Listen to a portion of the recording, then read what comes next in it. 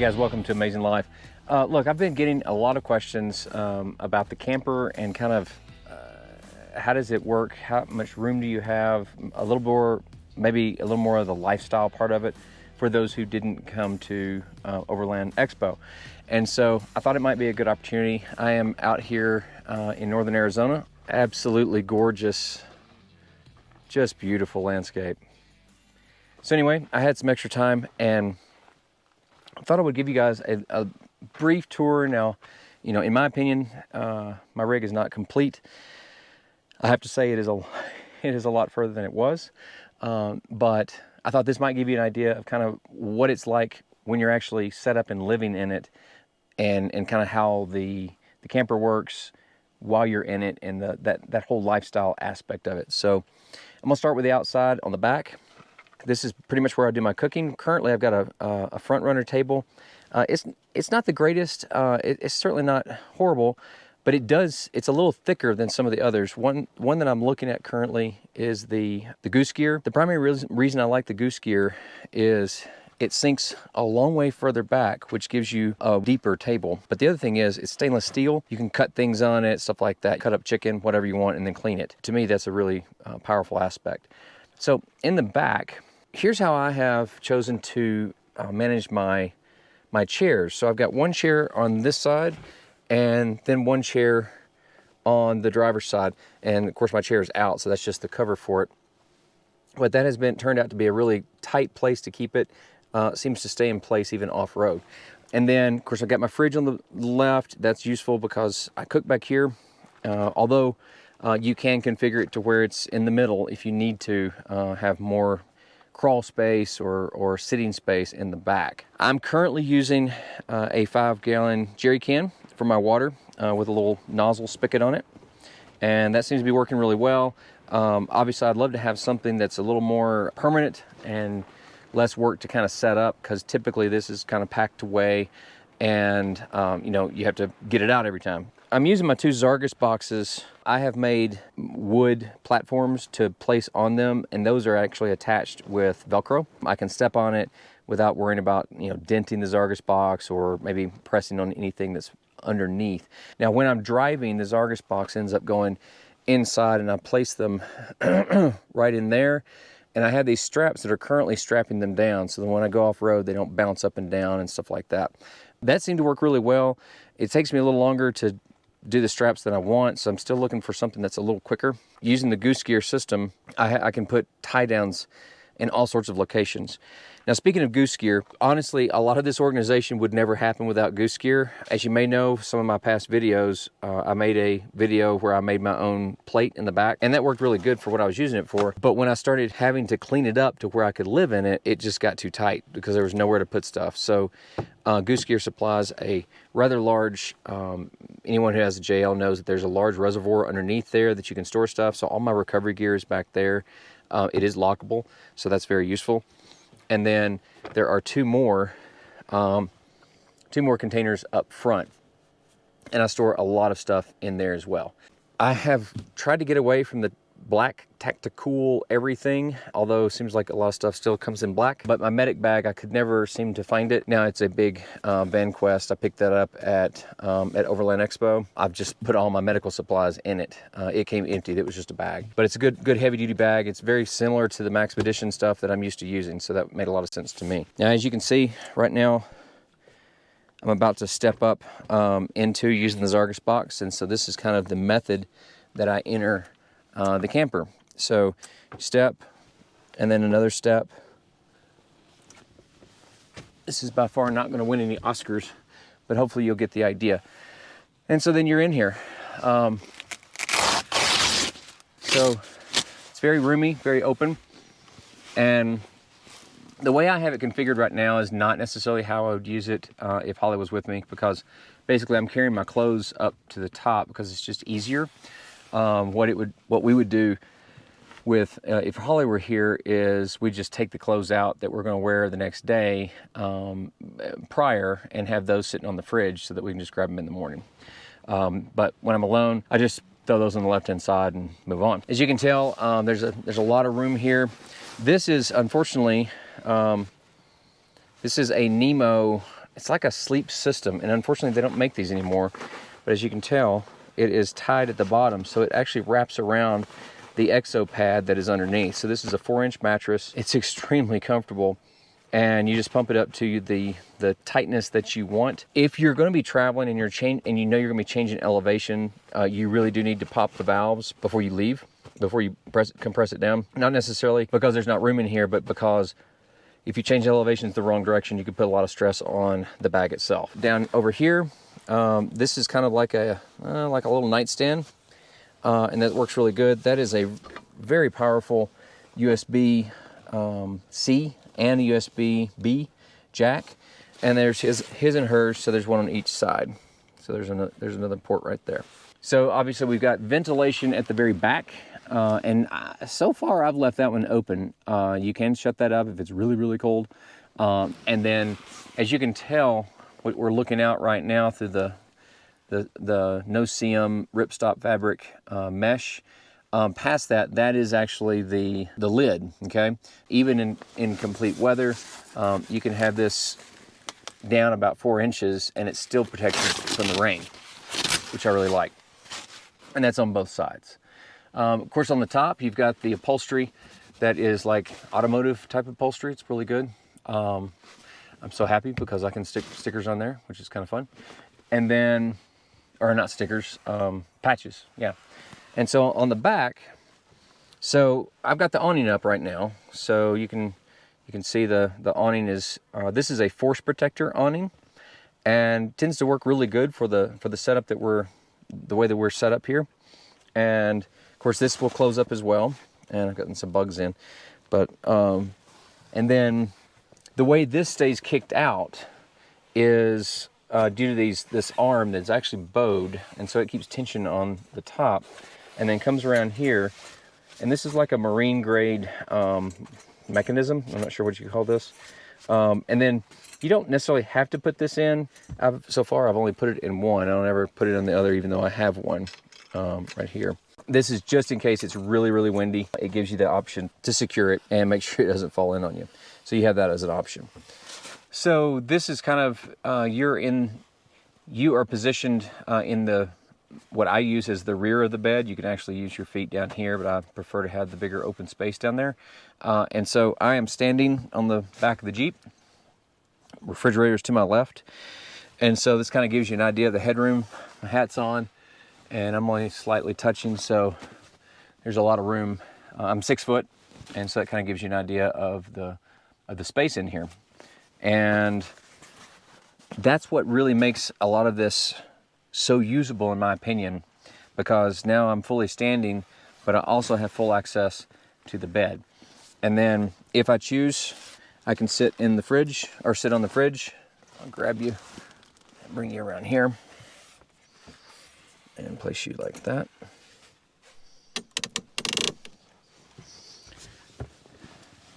And so now, sitting on the fridge, this is actually really comfortable.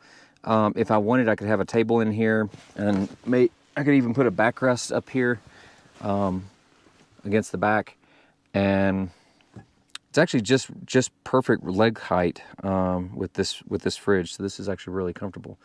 So yeah, for those who had questions as far as what's the, how does it feel to be back here, hopefully this is helping. So now I'm just on my knees now, and it kind of gives you an idea of the space that's available in here. Sorry, I've got this strap that's in your way. All right. And in fact, these straps, this is where I put my temp poles for the Force Protector gear. So I've got 2 of those, 4 poles rather, 2 sets of poles stacked up here. And of course, 2 of them I'm using, the other 2 I'm not. And so use these straps to tie them in place, and they seem to stay snug pretty well under, between the roll bar and the sleep system, okay? Over here, we've got some storage bags. I'm definitely not happy with these storage bags. Unfortunately, they're cheap Chinese garbage, but unfortunately, no one actually makes a quality bag for this spot. And then I was talking to some U.S. manufacturers in hopes that they will take an idea and make up something similar to this, where we can buy a higher quality bag that will be as functional as this one, because it does have Molle, although it is really cheap Molle.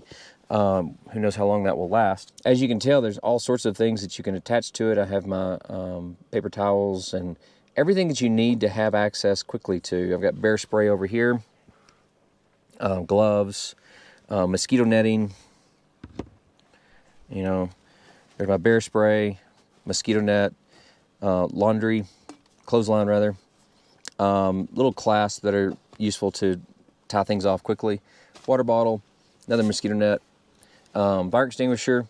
I agree, that is not exactly the best place to put the fire extinguisher, seeing that it's far from my kitchen. I'm still working on that. Inside this bag, I supply, up here I think I've got, trash bags, Ziploc bags, all that sort of thing. And then in different areas, there may be winter jackets, mid layers, things like that, and that applies to both sides. Over here, same deal. It's just a place to store stuff. However, I've got sunscreen, hand sanitizer, little lighting system there, my small axe, bug spray, things like that. And so now I'm going to come on through. So let's go on through here. And a lot of this isn't exactly stuff that everyone is going to deal with. If you don't do filming, you probably don't have to worry about this. This is a Molle panel charging station that I've created. And so it allows me to charge virtually everything from my GoPros, my drone batteries, Insta360, Fuji batteries, all of it. All goes into a USB power brick that turns around and plugs into my Jackery. So the Jackery is powered by the Jeep, so that's how it recharges, and the Jeep is powered by the solar panel that's on the roof. So that's how that works. Over here in the corner, I have decided that that is a great place to put all the miscellaneous wires or cables that you end up needing to connect numerous types of gear. And then that is also a camera bag. And this right here is my mini stove. I'm not happy with this stove, but it's a good kind of a interim solution until I get the one that I want. This is my DJI case. So these bags are Eberstock, I believe is how you say that. And I already actually had these, and so it just worked out well to attach those using these like carabiner type clips, clipping system that allows those to just kind of hang on the back of the seat. So I've got one on each side, and those have worked really well. And then beneath this one, I have the Insta-Privy. Now, you'll see an Insta-Privy. It's basically my toilet, as well as a privacy tent that goes with that. It's very, very small, very light, very compact. Great piece of gear. You'll see that video coming out soon.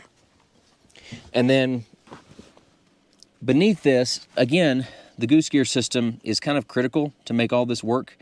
I have a ton of gear under these two ports. And again, I only did a 60% delete. I did not do a full delete, so I still have one seat if I need it.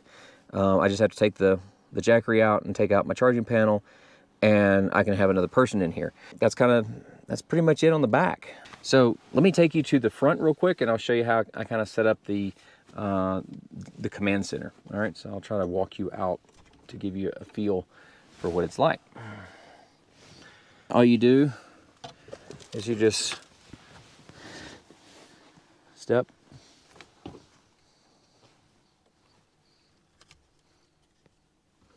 step and step. That's it. All right, so to get into the front. Now again, I'm not ready to travel at this moment, so I kind of use my front seats as like a gear storage. So whatever I've been using is kind of just out. But that is where I tend to keep my iPad, and then my iPhone is attached to this unit right here, which is just a RAM mount attached to I think this is called a Honda, can't remember the brand of this, but anyway, any kind of phone mount would work, but I have it attached to the emergency brake, which works really well. So then you come on around. This is my Inreach device, and of course that gives me all the ability to call for help, text messaging by satellite, things like that. But it also has mapping capabilities, so I utilize it for basically a backup in the event that I don't have the maps downloaded or something stupid happens with my devices. Pretty simple up here. I'm not a huge fan of having all the stuff mounted on the dash. Not saying that I won't ever do that, but I tend to like things a little cleaner in my dash just so I have a better vision. Okay. Now, down here low, I have the seat jackers. That is absolutely the only way I could have put 50,000 miles in 2 years on my Jeep. And then in the front, it's got this rail, and you're able to attach different accessories, flashlights, etc. on there. And then I have also added a port, another USB port here. That goes and powers my Inreach. That is a powered cradle.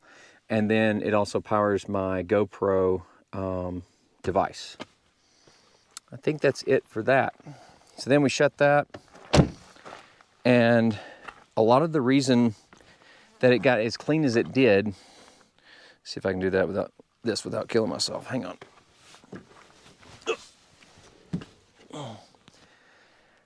So one of the reasons that it got as clean as it did is I was able to take out both of my solar panels because of the solar panel that's mounted on top.